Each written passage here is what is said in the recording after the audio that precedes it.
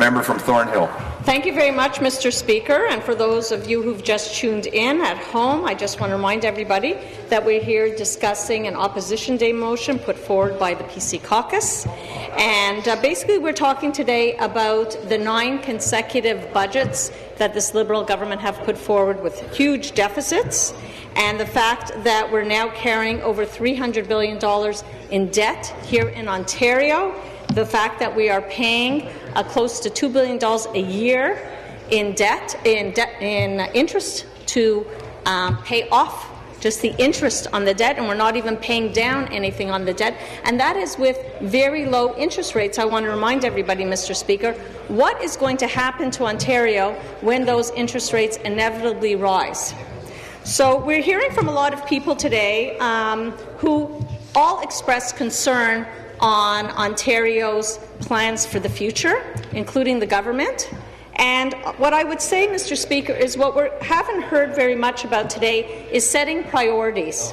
And it doesn't take a person with even a university degree or even a high school degree to understand that you have to set priorities. And what we're seeing from this government is we're seeing a lack of understanding that with the over $100 billion that they collect in revenue every year, that they are still unable to pay the bills on what Ontarians feel are priorities, which is health care, special needs funding, seniors, education. I think that if the member opposite had something to say, he's shouting out things right now. There was still time. There was still time left on the clock for his party, and I'm wondering why he didn't rise and speak to everybody at home if he has something very important to share with everyone. What I would say is we need to not just prioritize, but we need to understand sort of what's been going on with this Liberal government. What we're seeing in the last week in the newspapers, Mr. Speaker, is not just the average worker who goes home and pays their taxes is questioning, but people who write for a living and write about politics, and specifically about Ontario politics, are questioning this government's motives and wondering at how their decision-making gets done. They're questioning whether contracts are being assigned, whether hospitals are getting built, whether transit is getting built based on their supporters who support them monetarily for the Liberal fund, whether... And I would say again to the minister, just as I said to the member sitting beside you, if you have something that you wish to share with people here in the legislature or our constituents back home, please rise and share it with them. We would be all very interested in hearing what you have to say. Well, the fact remains that it is suspicious that people who have a lot of experience, decades of experience in watching all levels of government, feel that it is suspicious and they question... Stop the clock, please. I'm going to ask the Minister of Agriculture and Rural Affairs to come to order. I don't appreciate the shout-outs to the chair, and as a result of... No, I appreciate you listening to what's going on, too. Well, thank you very much. You're warned. The Minister of Agriculture and Rural Affairs is warned. Continue, please. Thank you very much. It's my understanding that we are speaking today about an opposition motion that raises concerns about the level of debt in Ontario and the fact that we're paying close to $12 billion a year just on interest payments to serve that debt. And I am trying to address, thank you very much, I am trying to address what can be done to ensure that the money collected, the over $100 billion of revenue collected by the province of Ontario, goes to what everybody in Ontario feels is a priority. And I think that all the members here have their own, perhaps, set of what they feel is a priority and where that money should go. And they were elected to represent the people of Ontario in ensuring that the money goes where the people of Ontario feel it is a priority, Mr. Speaker. Not just what we might personally believe, not just what somebody who donates to any of the parties here today or their riding associations believe, but what the people of Ontario who pay their taxes, all levels of taxation, Mr. Speaker, what they feel is a priority.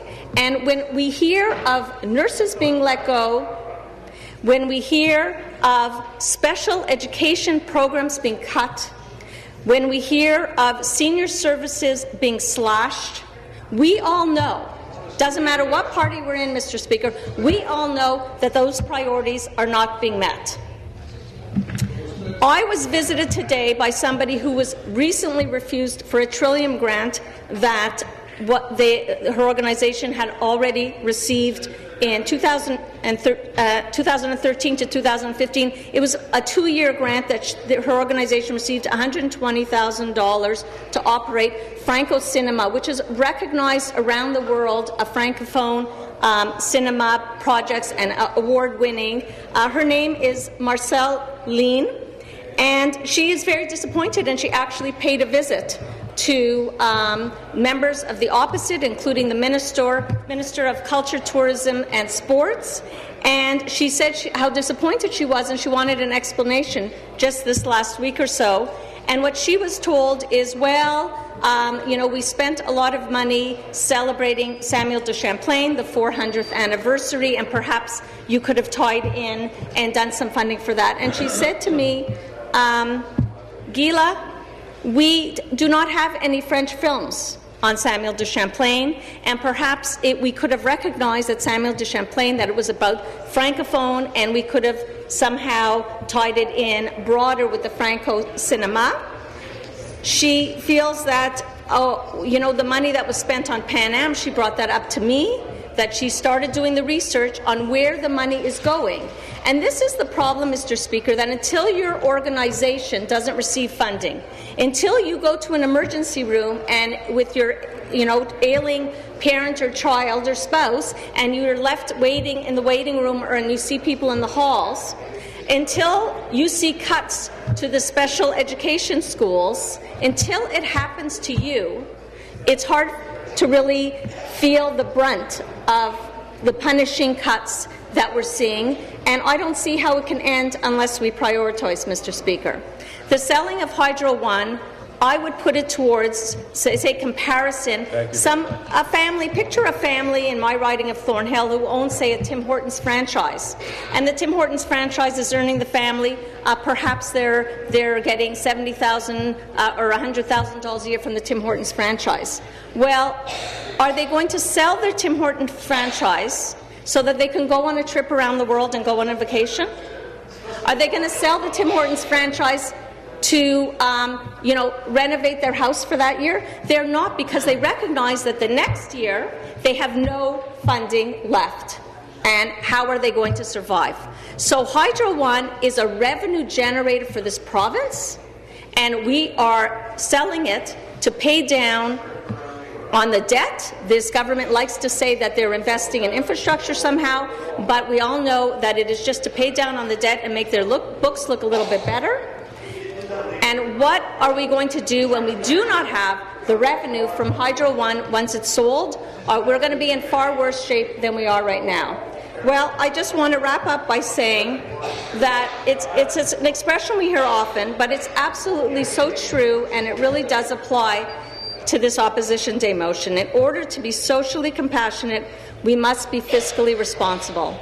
And that is absolutely the truth, Mr. Speaker. We want, on this side of the House, to ensure that what everyone in Ontario believes is a priority has the funding that it needs. And in order to do that, we must address the fact that we have a debt that is completely out of control. Thank you. Thank you.